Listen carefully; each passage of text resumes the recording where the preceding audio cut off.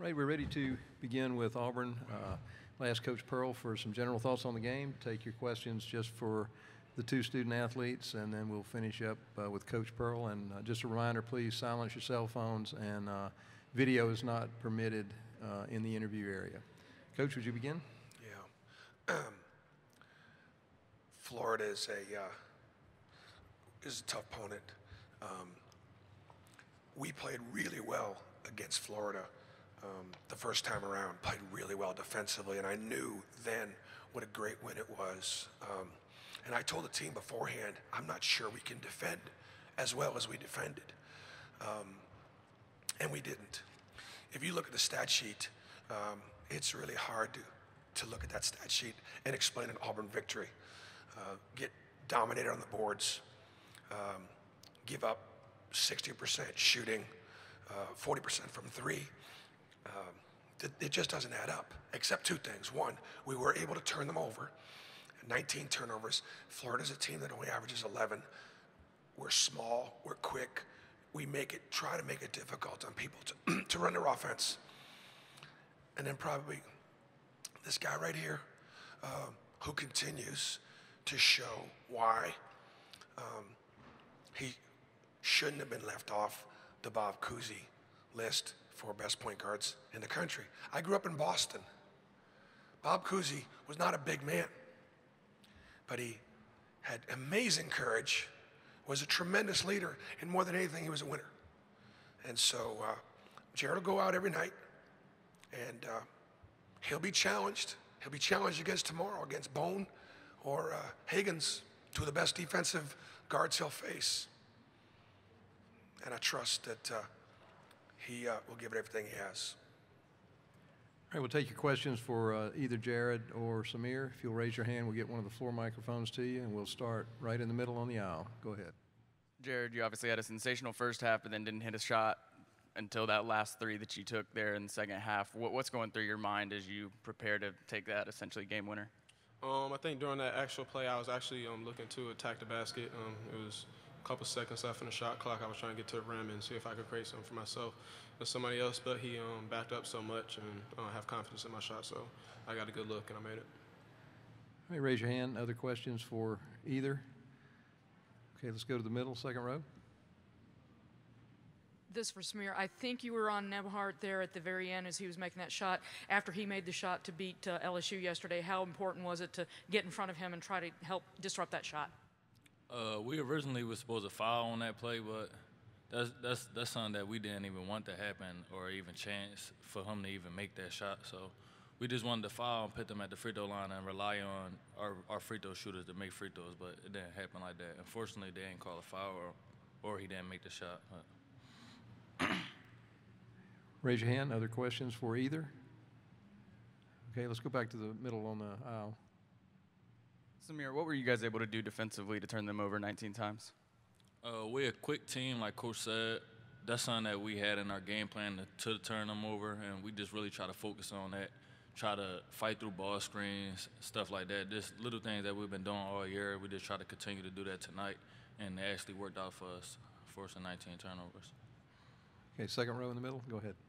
This is for Jared. How does it feel to be having a chance tomorrow to play for a tournament title?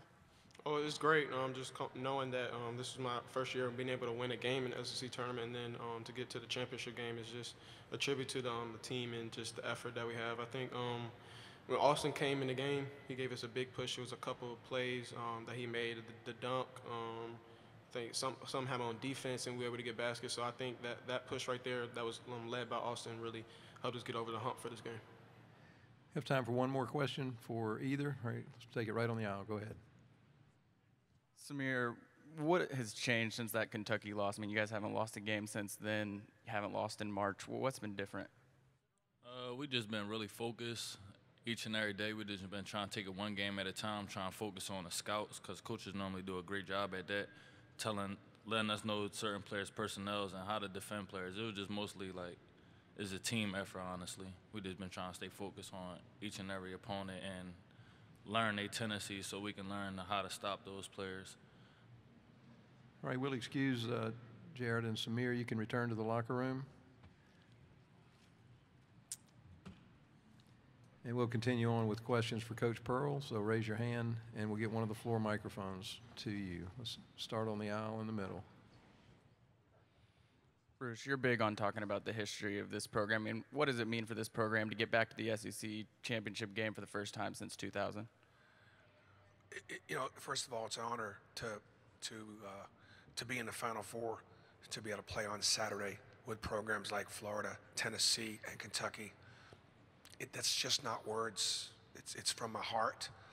I wanted to be, my staff and I wanted to come to Auburn and just bring respect and credibility back to that program.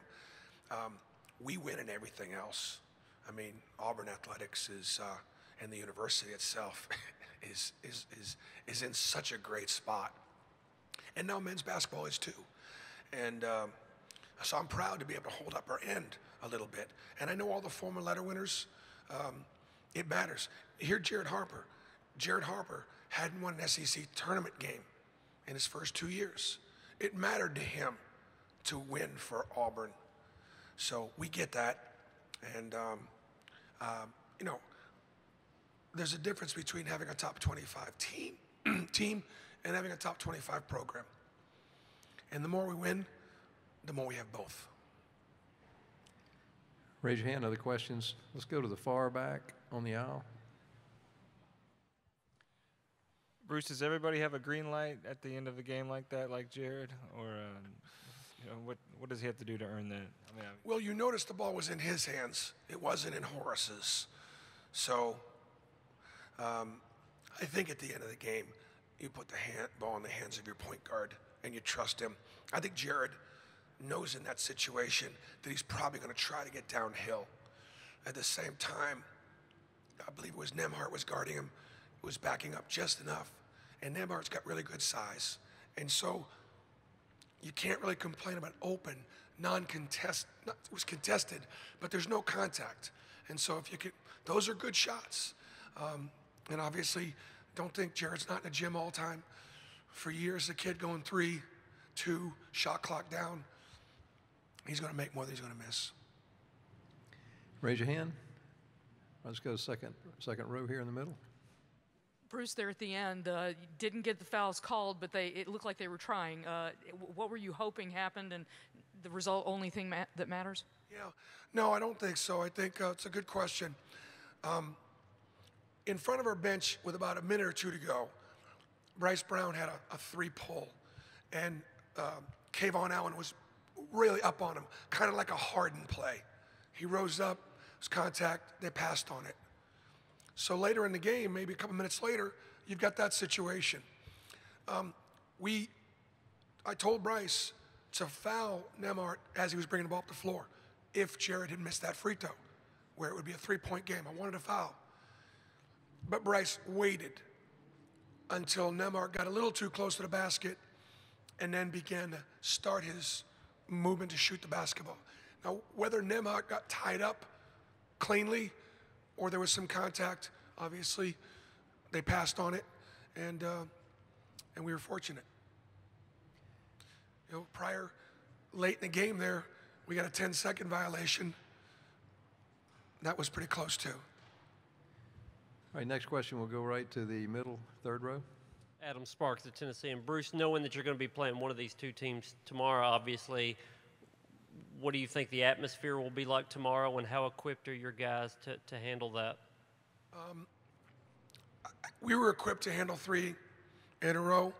I would imagine that fatigue will be a factor tomorrow. It wasn't for us because we pride ourselves on playing our bench. 9 guys played double-digit minutes, and Austin was made the 10th guy. It will be Jared. It'll be Bryce. It'll be those 2, probably, maybe even Shuma a little bit. Those 3 guys that play heavy minutes. I think the rest of them are going to be okay. We'll be playing a team that has a chance to play in the Final Four. We'll be playing a top 5 team, you know, for the SEC championship. So it'll without question require our greatest effort. Raise your hand. Other question for Coach Pearl? Anyone? All right, thank you.